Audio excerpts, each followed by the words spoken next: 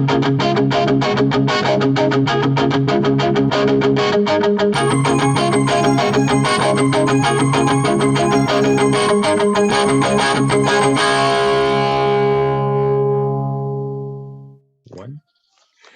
Welcome everyone to the 4040 Club once again. Your hosts, Eldon and Bram, and we are here today to talk about the Oakland Athletics, the review that series, and we're going to talk about Houston and a few other things. So, thank you again for joining us. And Bram, take it away, buddy. Yeah, you're on watching the 4040 Club, a podcast about baseball and Blue Jays from 40 plus baseball fans for all baseball fans. So the Jays played Oakland last week, the Oakland Athletics earlier in the week, I should say, and we split 2-2. We had Springer, who stole his first base, hit his first 2 home runs of the season. We had Robbie Ray pitched 6 2/3 innings and give up 2 earned runs. That was actually yesterday in the first game against Houston. But Marcus Semien has been hot. Dante Bichette has been hot. Randall Grichuk continues to be hot. Danny Jansen has gotten a couple of hits in his first home run of the spring. Ross Stripling, earlier in the week, he pitched, gave up 2 earned runs in 4 1/3 innings. I think that was on Monday. We split that series 2 games, 2 wins and 2 losses. Sheldon, are you satisfied with the split? Do you think the Jays could have done better, or should have done better, I should say? Given the fact that Oakland was doing well, I know they had lost 3 of their 3 and 5 before going into that series with Toronto or something of that nature. But overall, they've been very, very well throughout the entire season. So a 2-2 split against a team that is very good, very competitive. The first 2 games kind of looked a little flat, but they kind of picked up in games 3 and 4. 2 wins in that 4-game series. It's good. It was a good turnaround. It could have been worse. Could have been, they could have gone 1 and 3 and walked into Houston and probably feel rare. But splitting the series with Oakland was a good test for them. I think so. I should mention that Hyunjin Ryu, the Blue Jays ace, returned on Thursday to the game. He pitched, I believe it was 4 1/3 innings and gave up 4 earned runs, which is not quite him, but at least he is back. What positive signs did you see from the Oakland series, and what are some issues besides third base that the Jays continue to need to improve on, in your opinion? I think the fact that Semien seems to be turning it around, maybe that little spell in the 6 and 7 spots were good for him. Even Cavan offensively kind of looked a little bit better. The defense, around over the field, all around the field wasn't too bad. They showed a little bit of resiliency, losing the first 2 games, and then coming out winning. I think it was 8-2, and I think they won 13 something or 10-5 in the other game. To come back and win the way they did in games 3 and 4, it was pretty important to show for themselves and for the fans to have confidence in that. Hey, you know what? We can take a few lumps, but we can come back and perform well and win. So it was very important for them to come back and do what they did. So the pitching staff. I mean, it was the pitching staff came through when they needed to, and unfortunately, we're losing a couple of players. I know Phelps, I think, is now on the rumor is he's on the 68 list. He's going to be on there soon if he's not on there already. So we're losing. It's a common theme where someone comes back from the IL, someone else goes on the IL, and it's something that needs to be addressed. I think there's too many players going on the injured reserve, and it's bound to catch up with the team. It's bound to catch up with any team, let alone the Blue Jays. Something needs to be done about that. That's where I stand. The question is what? The Jays, if getting to the roster, the Jays. So Merriweather, of course, is now on the 60-day IL. Captain Kirk Alejandro, the catcher, he is out 6 weeks at least with a what they have termed a hip flexor injury. Tommy Malone, who's been mostly pretty good, is on the IL. So is Anthony Castro, and Hatch. What's his first name? Is that also Tommy? Thomas Hatch. Yeah, yeah, I believe he's also on the DL. So Rowdy Tellez has been called back up, as George Springer was disabled again. And who else have they called up? I'm blanking, but anyway, the Jays are, I guess you could say, they're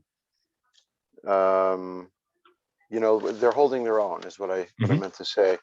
And they lost the first game to Houston last night, Friday night, May the 7th. They called up Ryan McGuire Reese McGuire. Sorry, Reese McGuire. To take Alan Drucker's spot on the roster after they had called up young catcher Ryan. He was called up for a couple of games early in the week and he didn't play, and he was sent back to Buffalo. Also, Joe Panik is now on the disabled list.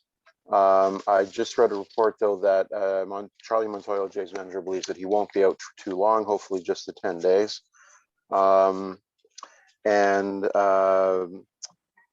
That reminds me, there was an interesting game earlier in the week. I can't remember. I think it was Wednesday. Yes, game 3 against the Athletics on Wednesday. There was an interest.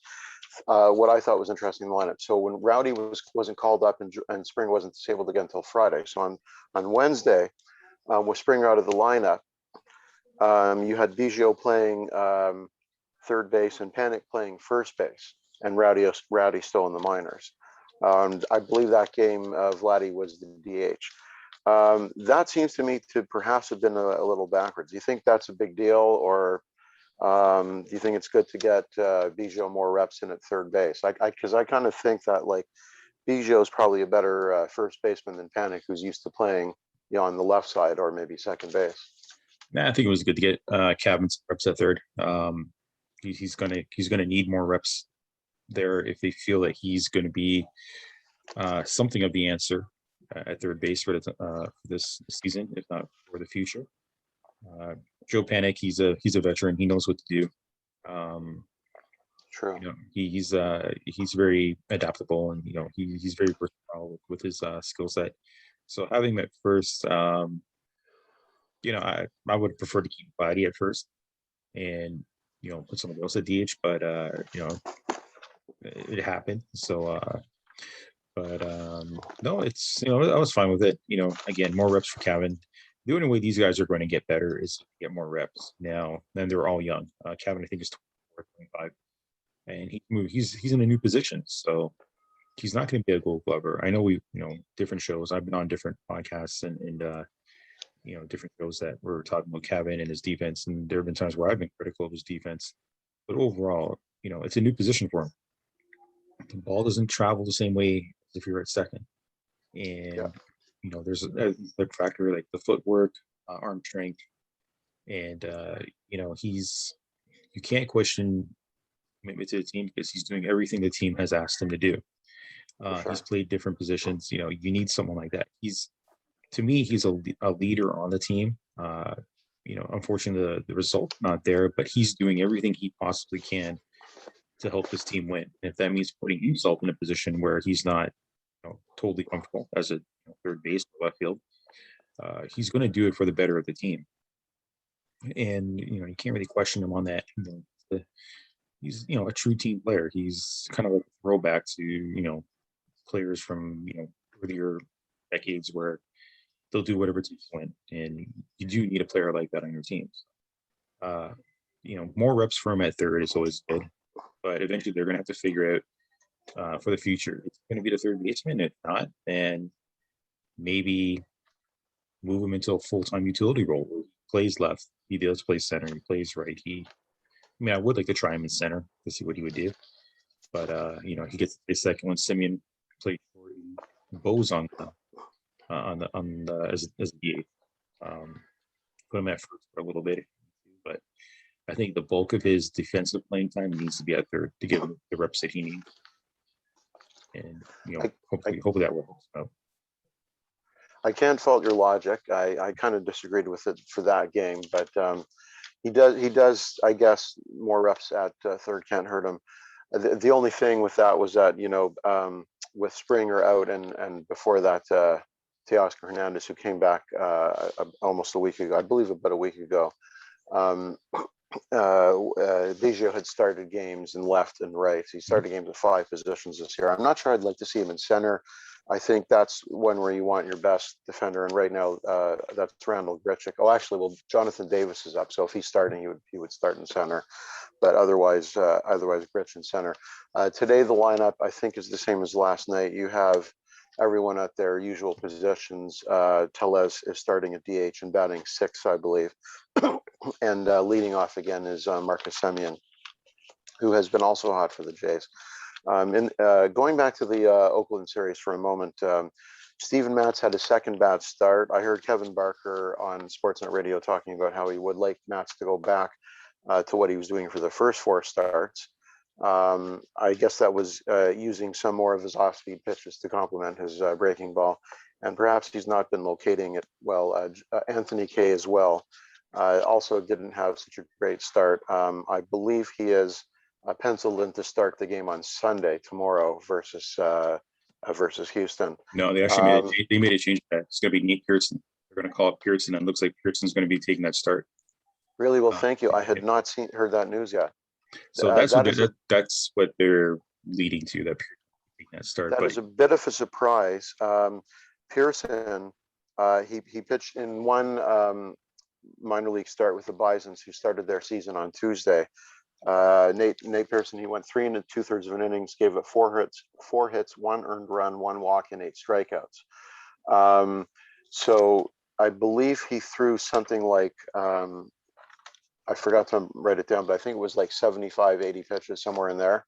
Mhm. The original plan was to have him, he was going to stay there for at least 3 starts with the Bisons in Trenton before they were going to call it. They wanted to build him up and sort of stretch him out a bit longer. Do you think that this move is a little rash? I mean, definitely, there's no argument the Jays need it. The Jays have a couple of giant holes in their rotation, but do you think this move is a bit early? That's what I wonder about now, having heard the news. When I heard it, I was a little bit surprised. I figured they would just try and go with what they got, but at the same time, they need all the help they can get. They literally only 2 starters, and everything else is all bullpen days. So, and there's no guarantee that Pearson's potential start tomorrow, he may only go 4 innings, but it's still 4 innings than having 3 pitchers doing 4 innings. If it gives you 4 innings or 5 innings, that's a benefit. I can't see him going more than 5. Can you? I can't see it. Not now. I mean, I would have preferred Pearson, Manoah, Richardson to stay in the minors, build up their arm strength, let them go 6 or 7, or let them throw 105, 110 pitches every start. And if you hear something of them being a little sore, shut them down for a couple of weeks and then start it up again. Who knows? Maybe there's so many ways we can take Pearson's potential start tomorrow. He goes out, he gets totally held by Houston hitters, and he's out after 2 innings. He may go out there and be very economical with his pitches, and we might see him go 6, maybe 7, if he's very economical. Or he may do what we're probably thinking he's going to do, 4 innings, 5 innings, and kind of help the bullpen, help the overall pitching, be a little, ease them up a little bit. Ease some of the burden. Yeah, they need someone to take innings, and that's clear, yeah. And you're gonna have games where you should leave your starter in to protect your bullpen, even if your starter's taking a pounding, just to save your bullpen, because right now there's just too many pitchers going down with injuries. And some of them are freakish. Dolbeats, his calf muscle, or a calf strain, I think it was. Has he been disabled? Did you hear? At this moment, I heard he might be going on the 10-day disables. But not yet. Not yet. And you're shuttling pitchers back and forth. So it's one of those things where you're going to have to find some middle ground here. the usage rate of your pitchers versus, maybe having a pitcher take give up 5 runs in 3 innings, save your bullpen. You may have to take a lot to spare the bullpen for a day. And, sometimes you see it. Or you know what? Player in, let him pitch 2 innings. Save your bullpen. Anything, because at the rate that they're going, by about July, I don't think there's going to be anybody left standing. Everyone's going to be on that disabled list at one point or another this season. Yeah, it seems inevitable, doesn't it? Yeah, and you can contribute it to COVID-19 and what happened last year and the short season, and even this year. Yeah, but you have to remember these are athletes who work out year round. Granted, they're not doing baseball actions and stuff of that nature, but they work out year round. They keep their body in peak physical ability. So yes, maybe they didn't throw a ball around for X amount of months, but they are healthy. And, for some of them, they probably did throw the ball around. They probably did do pitching. They probably did do hitting sequences. They probably did things during the offseason to keep themselves in game shape. But it's not the same when they're not actually facing live pitching or live batters. No, but the movements, mimicking certain movements in the game, like swinging a bat, doing throwing a ball, pitching, throwing 20 or 30 pitches every other day or whatever it might be, just to keep the muscle memory there. And then when they go and play, how does Max Scherzer do what he does? How does Lucas Giolito do what he does? How does Lance Lynn do what he does? How do these guys stay healthy throughout up to this point throughout the season? And so there's got to be some conversation about what could be done to keep these guys healthy. Maybe change their off-season routine, something. But it's something that they're going to have to figure out. But right now, I'm surprised that they called up Pearson, but I understand why they called up Pearson. They don't have any. They literally only have 2 starters, and they need someone to go. They need someone to take innings. And if I heard someone say that Pearson could be an Aaron Sanchez type, and if that's the case, hopefully we get 2016 Aaron Sanchez and not 2018. If that's the case, yes. It goes back to square one. You need pitchers, innings. Speaking of Sanchez, he was just disabled today by the Giants with an ERA of like under 2. Yep. He was setting the world on fire. Healthy, he's always incredible, but that's the rub with him. I'm not sure exactly. I came across my cell phone that he was on the disabled list. I can't remember if it was for a blister problem or a finger problem or an elbow problem. It's not a blister. This time it's his arm, I believe. I think it was a general soreness, but not blisters. Okay, so if it's general soreness, that is probably the best news you can get, because depends. It could be, it could not be. Yeah. But of course, it's funny. Go ahead. Oh no, I was gonna say, if it's general soreness, then maybe a week off will help, because he hasn't pitched in a long time. He might be one of those guys you can say, okay, wait and see why he's injured, because he didn't pitch at all last year. So. That's right. Yeah. So I think that's related. I think the rest definitely helped him. Yeah. But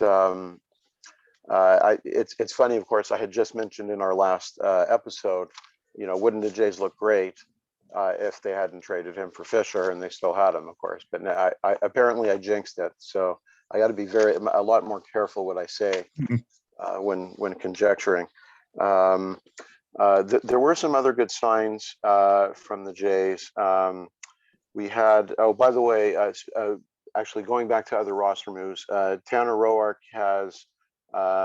was not claimed by any team, and he's now declared himself a free agent. And so with him gone, and with George Springer back in the DL, the Jays payroll for pitchers not in the current 26-man roster is now higher than the entire rest of the team, which is a little amusing. I think with the Tanner Roark thing, it's sad that he got DFA'd. I know it's a part of the game that people do get. We saw with Albert Pujols, he got DFA'd recently. I think with Tanner, I think with Tanner Roark,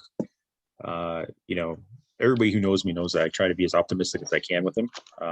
He did pitch well out of the bullpen. I think he did pitch well out of the bullpen. Was he some good outings? Yeah. So was there somebody?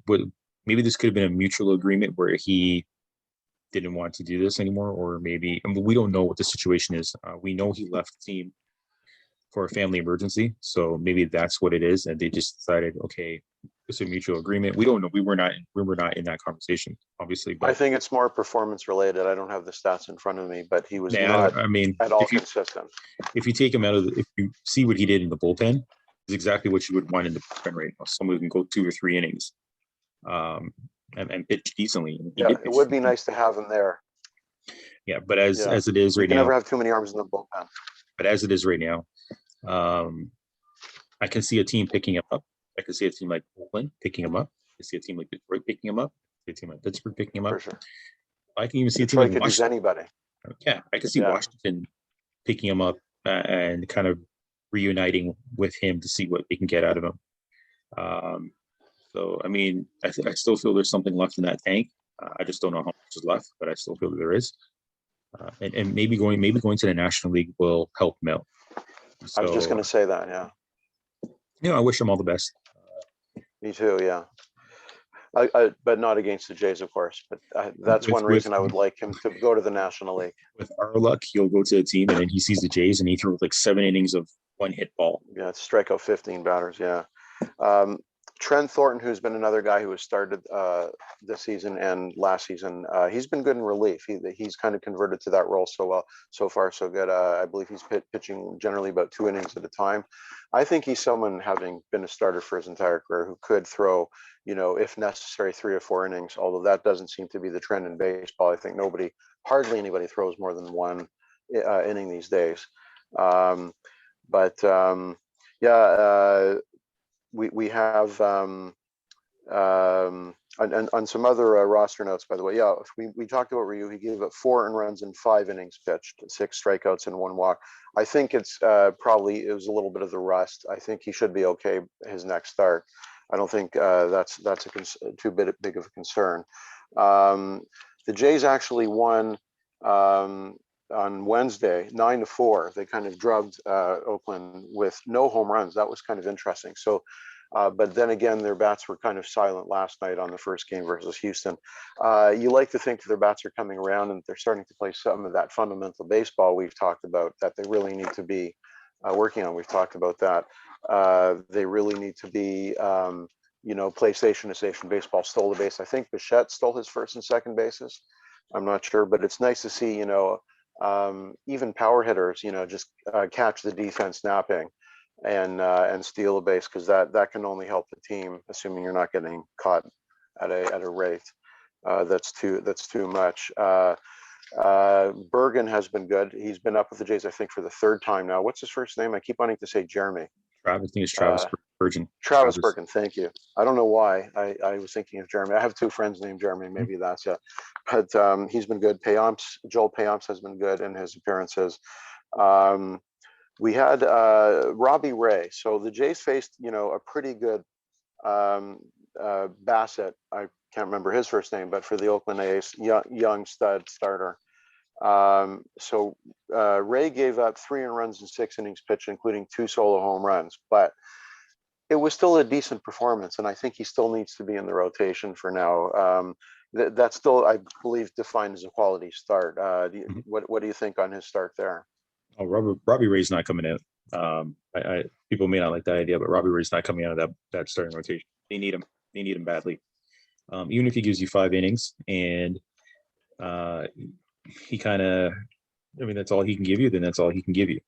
But right now, would I like to see him go 6 or 7? Yeah, of course I would.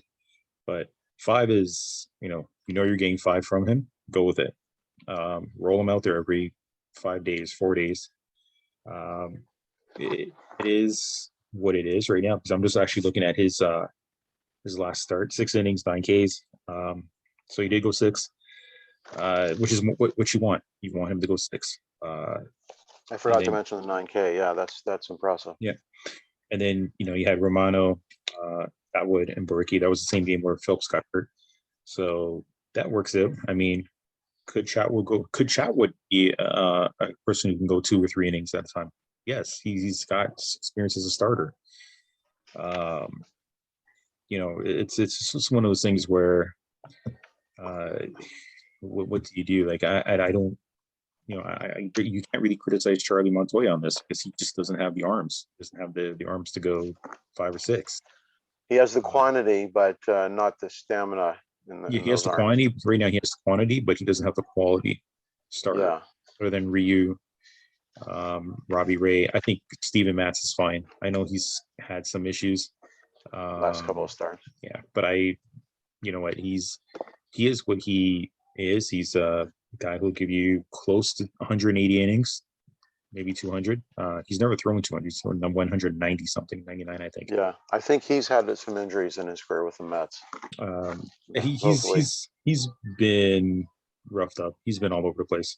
yeah. Uh, but But he was pretty awesome in his first 4 starts with the Jays this season. oh yeah, I think part of that revelation is the fact that he was coming from the National League and not too many people knew too much about him. And Could be true, yeah. And now they're catching up. yeah, and that could be it. So now he just has to make an adjustment, and he's Yeah. good starter. He can do that. That means last start, five innings pitched, 5 earned runs, still about 6 Ks. That was his second last start. No, that was his last one, most recent Okay. one. You know what? It's Oh, even if he, Ryu, yes. yeah, even if he gives you 6 innings and gives up 3 earned runs, that's still a quality start. I would take that. Yeah. Even Matz any day.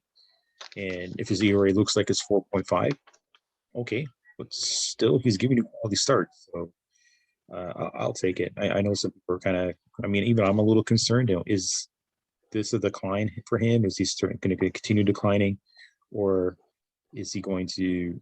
I think his next starts in Atlanta, game 1 in Atlanta.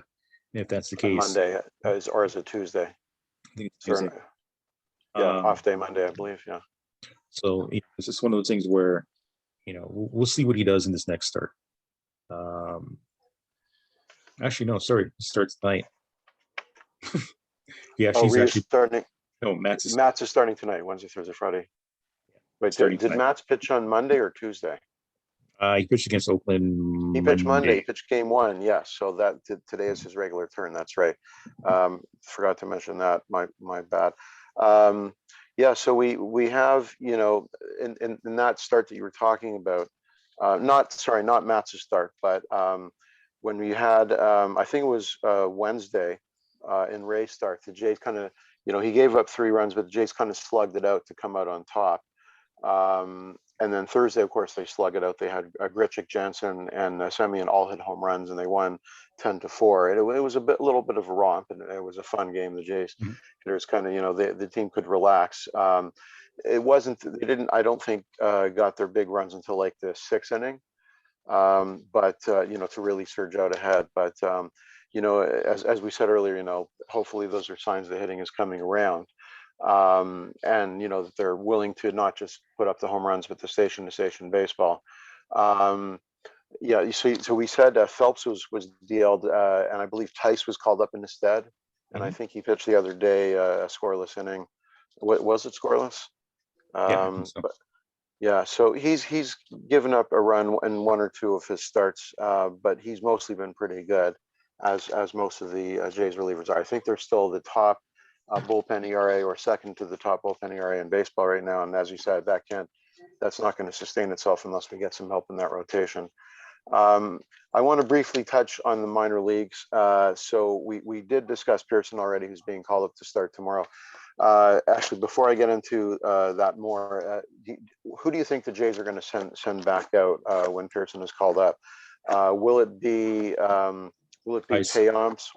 Tice, I was going to say. I think it's going to be. If he hasn't been sent down now, he'll be sent down probably. Yeah, next. that would be my guess, and he's just a phone call away. Yeah. I did read today that the Jays only have 1 person on their taxi squad, but you're allowed to have up to 6, and that's AJ Cole. So it is great to have him on your taxi squad, so he's literally right there with the team. But is there any there is a disadvantage to that in terms of development, in that he's not facing live batters, he's not staying, in game shape. What are the chances do you think he might be active, or is he going to stay on that taxi squad for the foreseeable future? Because I don't think he's on the 40-man roster. I'm not sure. Well, I think from what I heard last night, if I heard it correctly from Dan Schulman, if AJ Cole is not brought up to the major league roster within a certain amount of time, he can become a free agent. So if that is the case, then AJ Cole pitched well last year. So why not use him? Yeah. I mean, but again, we don't know what the circumstance of his contract is. We don't know what it is, what it could be. About an hour ago, it was tweeted by Scott Mitchell from TSN. No IL stint for Rafael Dolis as of yet. Thank goodness. But they're hoping As of yet. The MRI showed a grade 1 calf strain, so they hope that it proves enough to pitch over the next couple of days. I'm not going to repeat what Hazel May says. Shida Vitti, Nate Pearson is en route to Houston. Okay, we already know that. And yeah, it's, I'm actually looking at the Houston lineup as well, which is, they made a few changes to their lineup, but overall it's pretty much the same as what they were last night. So the Jays are going to be in for a battle tonight with Houston for game number 2. Do you want to say those changes? With Houston? Yeah, with their lineup. So what they've done is they've added Litmus Diaz, the former Blue Jay shortstop. Ledmus, yeah. Yeah, so he's playing left field. Everybody else looks like it's the same thing. The lineup still is pretty much the same, other than Diaz. Michael Brantley's out of the lineup. Might be because he's facing a lefty, or it might be a rest day for him. Yeah, I think it's more of the lefty because he's a Jays killer. And the Jays lineup is pretty much the same. Simeon, Bichette, Vladdy, Teoscar, Randall, Kevin Biggio, there's Gurriel batting 7th, Rowdy batting 8th, and Danny Jansen batting 9th. Yeah, yeah, Jansen's finally starting to come around. So yeah, back to the minor league. So Pearson was good in his first start in the Buffalo Bison season opener, or should I say Trenton Bison, since they're playing there this season. Alek Manoah, who I believe is the Jays' second highest prospect currently in their minor league. Alek, I heard him interviewed on Sportsnet Radio the other day. Sounds like a phenomenal guy, great attitude, young guy. This was only unbelievably his 6th start in pro baseball. He was drafted out of college. He did play. He did star in college, but 2 years, like there were no minor leagues last year, as we know, due to COVID-19. He pitched 5 starts in full season, but not advanced A-ball with the Vancouver Canadians, one of the Jays farm teams, in 2019. Only 5 starts, rather. He started the season with Buffalo. That's quite a jump for him. And on Wednesday, in the Bison's second game of the season, he went 6 innings pitched, gave up no earned runs, 2 hits, struck out 12, which is incredible. He did hit 3 batters though, but I think the Jays will take that.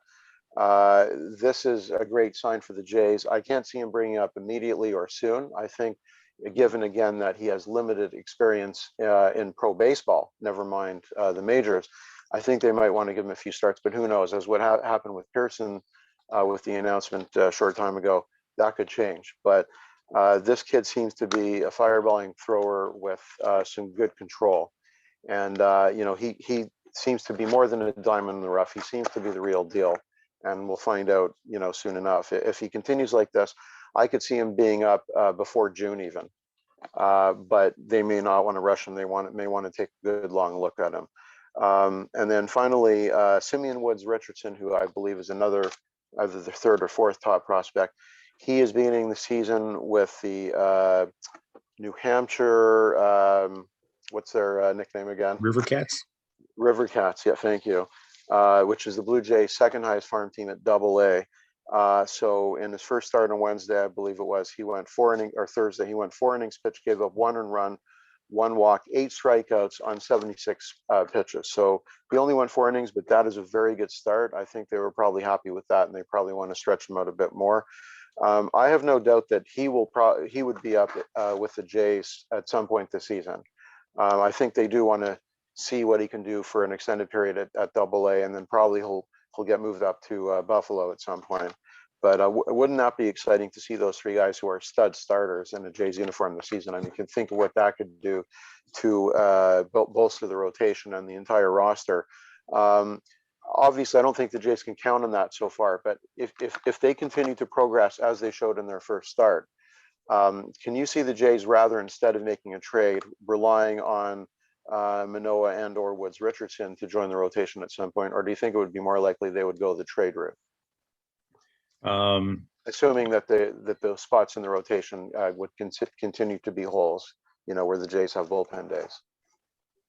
I would caution against it because if you take a look at what transpired when the Jays had another trio of starters they brought up, Halliday, Carpenter, and Escobar back in the late 90s.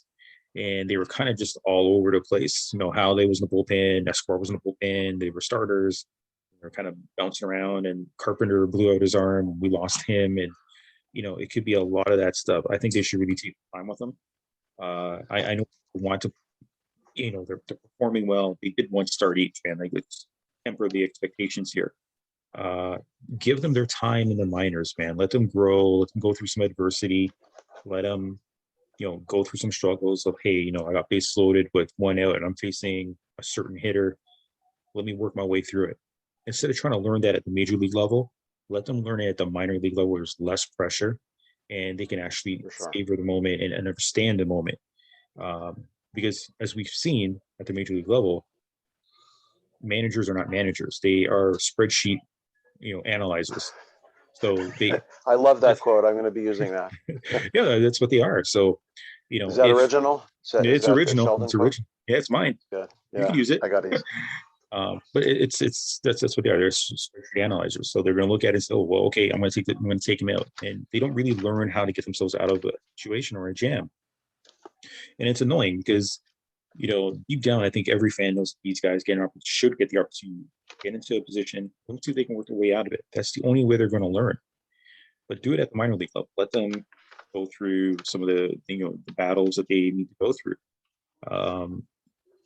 Do I think the Jays have to go externally to get someone? I think they should. I talked on another podcast earlier today. I said, look, if Colorado or Detroit are teams that you want to target, Detroit, if you can get Matt Boyd and if you can get them to throw in Daniel Norris, and bring him back to the Jays. Yeah, I mean, there's no harm in that. See what happens. If the trade makes sense. Personally, I would go for John Gray, and I think Groshans and Adam Klopfenstein might be enough to get him. If you have to trade, throw in Palacios, see if you can get another arm from the Rockies, maybe somebody from the bullpen, just to kind of balance out that trade. Regardless of what's going to happen from this point to the trade deadline, if the Jays go externally, they're going to have to overpay to a degree. Now, do I think if someone asked for Austin Martin and Gabriel Moreno, I would say no. But if it's Jordan Groshans, Manoah, Simeon Woods Richardson for Herman Marquez, I would still say no to that deal. I think it's too much. Too much, yeah. I agree. Yeah. But if it's, I keep on saying trade Groshans. I have nothing. I think he's going to be a very good player. And I think he would fit in perfectly with Colorado. And I think Klopfenstein, I know those two are close to what I've read and I've heard. Trade those two friends. Klopfenstein is a pitcher? Yeah. Yeah, and of course, Jordan Groshans is, I believe, a third baseman mostly. Yeah. So, I mean, Colorado gets their third baseman. Is he going to be a Nolan Arenado type? Only time will tell. He could be a great defensive third baseman. He could be the next Nolan Arenado. Who knows? Is Klopfenstein a guy that could be a good starter for them? He's got good ability, got some good upside. So Colorado could take that. With Detroit, I think they only have 10 wins yet. I don't want to pick on Detroit because I like Detroit. I know what they're trying to do there. Matt Boyd available. Really, because you might be the only one. I'm not sure the fans know what they're doing. It's unfortunate a team like Detroit kind of struggling the way they are, but maybe Miguel Cabrera is the next one who gets DFA'd. Is he not producing so far? He's struggling a little bit, and it's especially when you see players at the tail end. I want to say the tail end of the career, but it's at the tail end of the career where they're not performing as they did in their prime, and then they get DFA'd, and it's like, come on, man, like keep them out for the season. Like they could have kept Albert for the season, and you could have just spot start him here and there. But I think he wanted to be a full-time player, Yeah, I think. and I don't know, if Albert Pujols is a full-time player. I don't even know if Miguel Cabrera is a full-time player anymore, based on what I'm seeing. But I could be wrong. He could turn it around. He's a little bit younger than Albert Pujols, but I think it might be just a slump with Cabrera. I think that I don't think that Pujols would kind of fit in with what the Blue Jays are doing. There was an article, a column in today's Star by, I think it was Gregor Chisholm, suggesting that the Jays, discussing that possibility, but I really don't see it. I think he's too old for what I don't they're think I doing. don't. I just don't think he's too old. There's no room for him. It's And as you said, he the, wants to be a full-time player. yeah. He would only spot start, and pinch hit. To be honest. You kind of gonna have to weigh. If you had your full team, if you had Springer in center, Hernandez at DH, Grichuk in right, because Grichuk is performing incredibly well. The odd man out is Rowdy Tellez. So At this point, yeah, so bringing in Albert Pujols is pretty much an even worse situation than what he was in Anaheim. Would I like to see him get a full season of a match? Would I like to see him play for a team that needs a first baseman? Well, yeah, man. I just let him go out on a high, man. Like, he's performed incredibly well for the entire career. If he's gonna go, I'd rather see him go out on his own instead of being pushed out. I think that's the right way of doing it. But obviously this is baseball. Those things don't happen. That's a part of me that's being sentimental. But Edwin Encarnacion has not signed with anybody. no, I kind of doubt he batted under 200 last season. I kind of feel this might be the end for him, unfortunately. Nah, I don't know if it's the end. I think he just, it was everyone. There was a few players who had really bad seasons. I think with Edwin in Chicago, it just didn't work out. It didn't fit. I don't know. But he hasn't received any offers though, so I think that kind of says something. From my understanding, he received offers, but they were part-time offers. So, but okay. I don't want to kind of. I mean, he's probably in the same boat as Edwin. He doesn't want to be a part-time yet. And I think he's key. Yeah. And I think a lot of people were waiting for Major League Baseball to announce that the National League was going to have a DH. Yeah, I'm surprised that they didn't.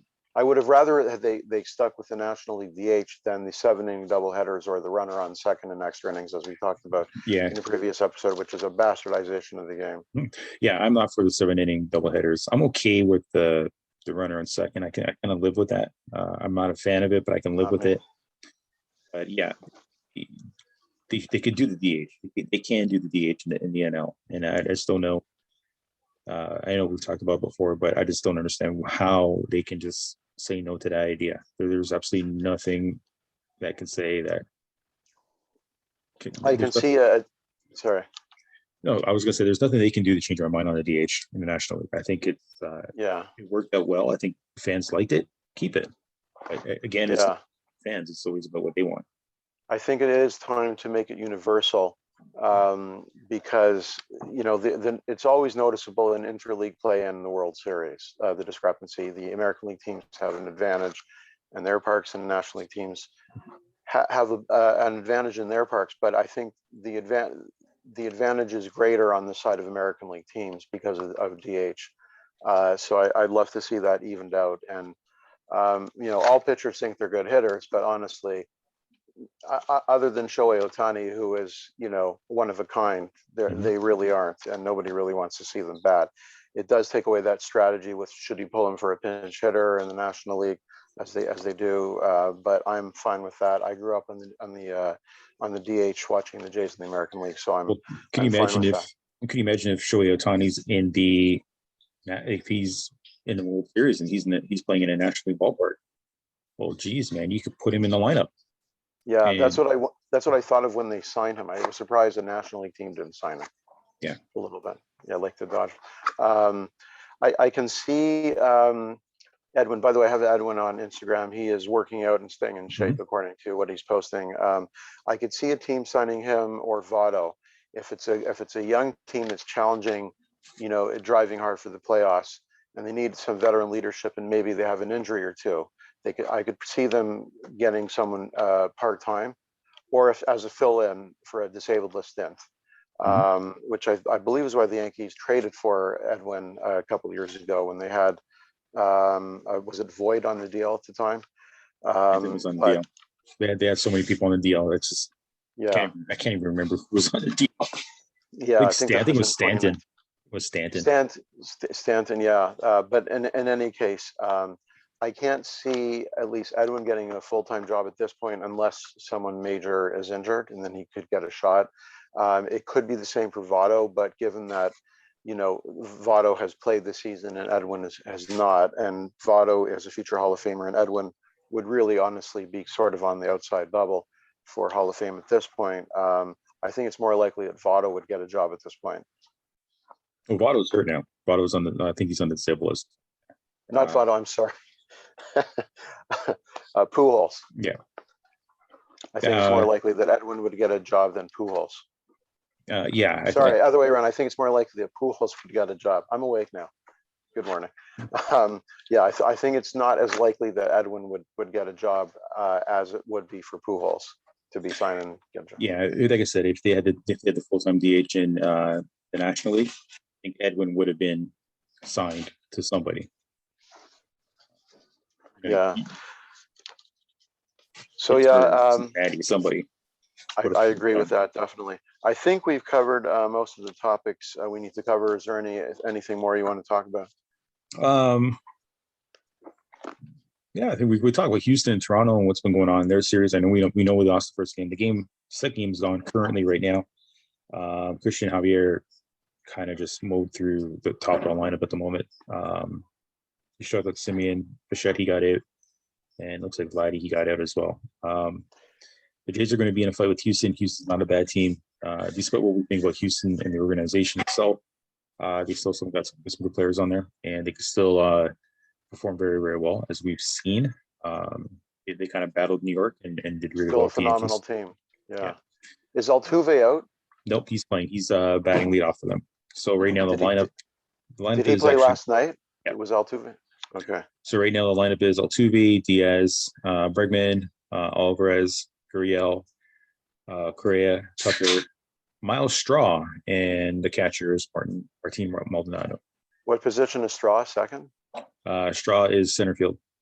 Center field. Okay.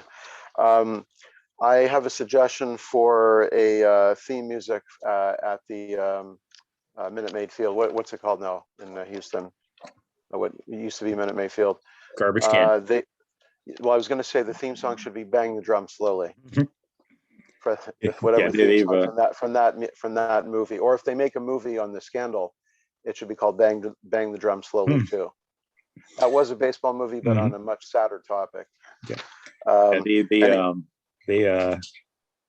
Judging by the fan, they have a lot of fans at their ballpark. I'm actually watching the game on television right now, and they have a lot of fans at their ballpark. So it's 100% capacity, or it's probably about 50. I want to say 50. It looks like there's more than 50%. Whatever, like I said, whatever they're doing in Texas, I know we spoke about this, I think on this podcast or another one. Yeah, for the opening series against the Rangers. Yeah, whatever they're doing in Texas, when it comes to controlling the COVID numbers, props to them, man. Like they've.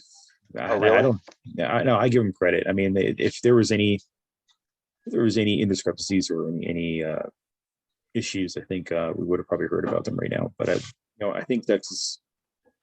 Oh, you mean with the two Texas teams? No, I'm talking about the COVID numbers in general in Texas. I think if there was any issues with the numbers, I think we would have heard it by now. Whatever they're doing in Texas, whatever the government in Texas, props to them, man. Whatever the people are doing in Texas, congratulations, man. They seem to got the COVID numbers down, and they're enjoying their sports, man. They're enjoying their life again. The reason I was making the crazy signal is because if you remember for the opening day against the Jays, they had a full house and then like a quarter capacity the next day, because as we know, as studies have shown, coronavirus does not attack on opening days. Yeah, from my understanding, was a little. I think they wanted to do it just to get people out. From what I heard and what I But it's read. still medically, it doesn't make sense. Either it's a danger or it's not a danger, right? Either keep your Yeah, distance or we fill could. this. Yeah, we could talk about COVID and talk about this conflicting information that everyone's getting. It, it's a virus. We all know about it. We know that it can do some serious damage to people, especially those with immune issues. It's just one of those things where I really wish they would get the correct information, everybody be on the same page so that everyone can actually fully understand it. It's just been all over the place. As far as I'm concerned, I mean, the recovery rate's over 99%. So the question now is, how serious was this? And of course, That's still a big casualty at 10%. That's still a huge no, 99, 99 at 90. Oh, 99. 90, Okay. yeah. So the recovery rate is over 99%. So it's just one of those things where I can understand the severity of COVID. My aunt had it, and I can't say she's fully recovered yet, but she's definitely better than when she had it. But it's it's one of those things where I can also understand people saying that it's just a flu. I can understand their response to it. I can understand them saying, well, take a look at the statistics. 99% of the people recover. Okay. And, it's just one of those things where, okay, what is it, man? I mean, we're taking a vaccine that we don't even know anything about. Like, that's my opinion on the whole thing. Like, I'm getting my vaccine anyway, but, I'm going to try. First shot. Yeah, you had your first shot. Yeah. So, I mean, I'm trying to get as much research as I can on these vaccines and find out which one's beneficial for my family and for me. And, seems like every other day we hear something about AstraZeneca being, That's the one I got. Oh, shoot. I was approved by the on-site physician. Though I do have 3 underlying conditions, which put me at a bigger risk. So, but Dr. Fauci said the best one to get is the one that's offered to you. So I kind of went by that. Yeah, I'm not going to trust. I'm not going to trust Fauci. I'll trust our doctors before I trust him. But my doctor said the same thing. My physician said the same thing. Yeah, and that's the thing. Physicians are all saying, not all of them are saying different things, but you have physicians saying, take the Pfizer. You have some physicians saying, take the Moderna. Some physicians saying, take the best thing that's available to you. And it's like, okay, well, which one is it, man? Like, can you guys get on the same page and tell the world, or tell this country, or tell the province, or tell the city what's the best thing? And, I don't want to hear from a politician. I'm tired of hearing from politicians. I want to hear from my family doctor. That's who I want to hear it from. And I don't need to hear from a pharmacist. I don't need to hear from Joe Blow and his girlfriend out on the corner of the street. I don't need to hear from them either. There's a reason why we have family doctors, and we should be able to go to them and ask them a question. And one of the questions I keep on asking, I know we kind of deviated from baseball and about COVID. It's all because of Texas. Why doesn't my family doctor have it? Why doesn't my family doctor be able to give the vaccine out? They would know how to control it. They would know how to control their patients. They would know how. I can answer that. It's because they are overwhelmed with patients, not just with COVID-19, but everything else, and the resulting depression and anxiety and so forth. And people are afraid to go to hospitals now. And that's fine. That's what the family doctor's there for. They would know how to manage themselves. I know they're saying they're overwhelmed. If that's the case, they're overwhelmed. But if a family doctor knows how to not control, but knows how to organize themselves, okay, this is what they can do, this is how they're going to do it. And I think a lot of the the stress and the mental issues, the mental health issues, are the fact that nobody knows anything about this. You're hearing so much information, but how much of it is factual? And that's where your family doctor should come in, and you should be able to go to your doctor and ask questions. And, I'm fortunate. I ask my doctor questions all the time. I ask everybody questions all the time, because there's no harm in asking questions. If someone gives me something that's conflicting, well, then obviously I'm gonna have to look into it. There must be a reason why there's a bit of conflicting information. But like, again, back to Texas and whatever they're doing down there, they're getting fresh air, man. Maybe that's the cure. Go out there and get fresh air. Yeah, the maybe, studies have shown it's a lot less dangerous outdoors. maybe the cure is live your life. I don't know. I don't, I'm not an expert on COVID, but let's be honest here. Ever since we got cooped up here in our homes, everyone's stress has gone up. So maybe some people are right. Maybe it's time to open up everything and kind of see where that leads to. Uh, but we'll see. We've got a couple more weeks. That's what I'm May 2-4 weekend. They announce either they open up or they close, or they continue to lock down or shut down, or whatever we want to call it. But I think, I can't really speak for anybody else, but I'm getting tired of sitting inside. And you can only go for so many walks. Of course, yeah, and it's I still miss, cold out. yeah, It's still exactly. cold out in May. Yeah, just one more thing I want to say is it could be that for Texas is because now, the U.S. was so far behind us and the rest of the world with deaths and treatment because of who their president was, but things have completely turned around. I think they are among the leaders in the world in vaccinations now. I think they've got almost a third of the country vaccinated, like about 100 million people. So, and our supply is down. I blame both federal and provincial governments for that, but I think they're on their track. They can see the light at the end of the tunnel. I am not optimistic that we will, here in Canada, we will see things return to normal this year. I hope so, but I'm not sure that's realistic at this point. My second shot is not booked till August, 5 months after I got the first one. Yeah, my two shots are already booked. Mine's in June and the other one's in October. But if you can get the shot earlier, and if anybody's listening, if you can get the shot earlier, and if you do your research and there's a particular shot you want to get, you can actually get your shot. Look around, see if you can get your injection earlier, and then out of courtesy, cancel the appointment you already have if you already have it booked, so that somebody else can get that spot. That I Of don't know. course, yeah. I don't know how many people are actually doing that or not. Hopefully they are. But when it comes to the vaccine, I'm not really thrilled about getting it.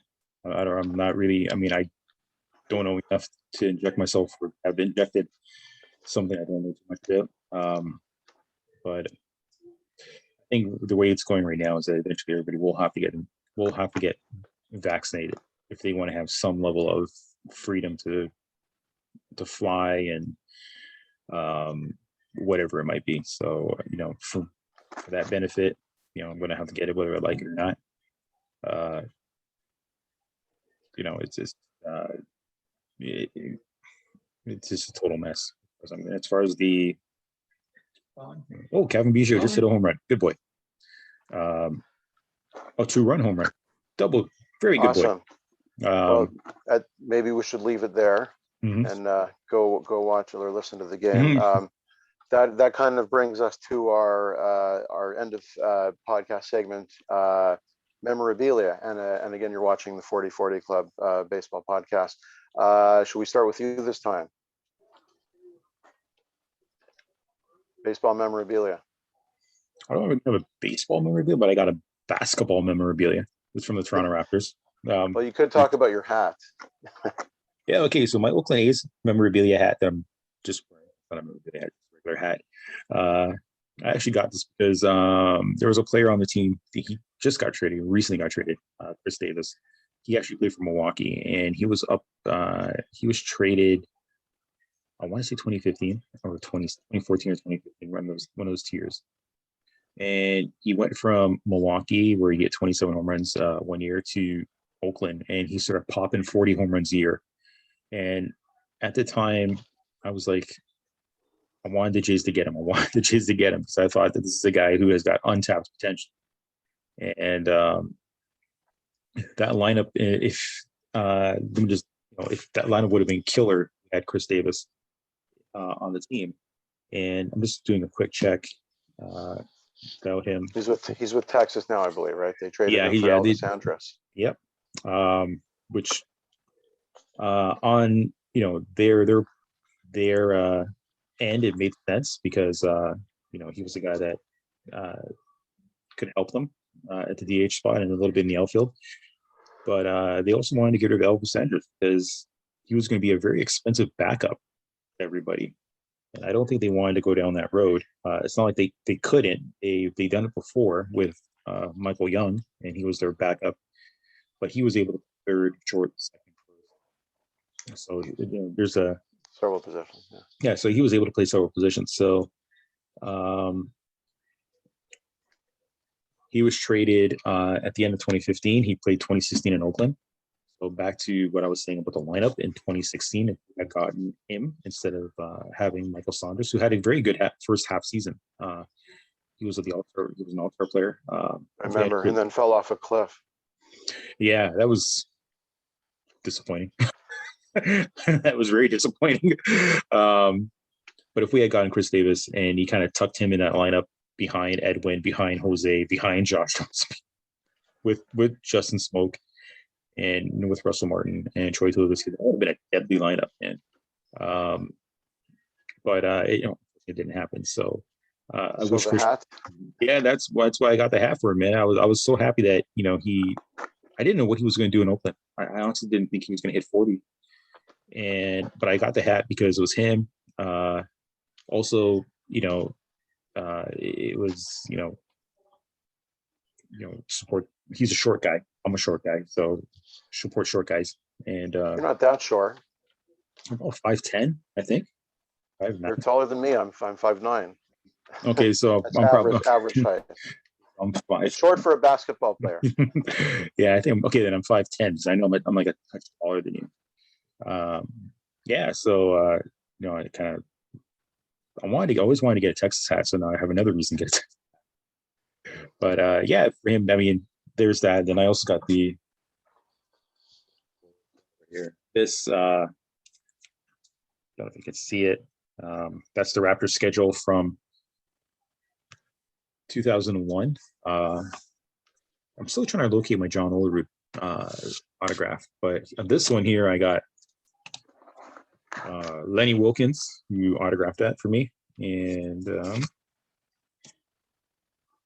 there was a player, a bench player by the name of Mamadou Ndiaye, and that's his autograph. So these two I got. Actually, I didn't get personally. Somebody else got it. I thought it was really, really nice of him, and that was just a gesture because I got him an Antonio Davis autograph. One day I saw Antonio Davis, and he was very kind to give me his autograph. So instead of keeping it, I gave it to this a patient of my doctor because I knew he was a huge basketball fan. So gave him the autograph, and then 2 weeks later, that showed up. Lenny Wilkins and a Mamadou Ndiaye autograph, and I was kind of taken back, like, where did this come from? Who this? And then I found it was the patient that kind of got it. I thought that was a very nice gesture, and that was like that's awesome. Yes, that's one of those treasured memories type of things where the story behind it was kind of cool. Well, I guess our memorabilia segment has expanded to include memorabilia from other sports. I guess that's fine. Only for this time. Okay, so for me, this is mine. This is a Blue Jays Bisons T-shirt that I got. So the Blue Jays started their affiliation with the Buffalo Bisons in 2013. So I intended to go to a game that season, didn't make it. In 2014, I went to a doubleheader at Salem Field in Buffalo with my friend Charles, who appeared on an earlier episode of ours as a guest panelist. It was Blue Jays Day, so they had a lot of people down from Toronto. They gave away this T-shirt. And also Kelly Gruber and Fred McGriff were there signing autographs.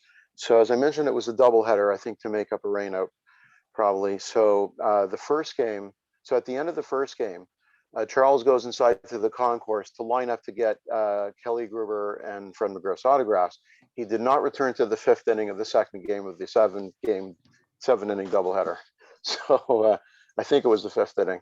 But I had actually met and got their autographs ages before at Exhibition Stadium, I believe. But yeah, that was a fun time, and I've been wanting to go back to a game there since.